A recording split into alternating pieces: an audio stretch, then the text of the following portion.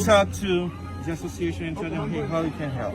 I'll tell you how you can help. The needs are on here. The needs are not here at this facility.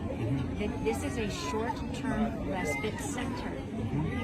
The needs are in all of the cities across America where these people are going. That's where the needs are.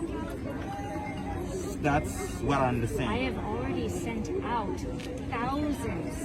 thousands have come through this organization. They're just waiting, and they're already in the cities there. All right. Okay, we understand that. That's why we assessed yesterday night. And we understand that the needs, one of the needs is how to get them out here. So they're getting there fast as you can imagine.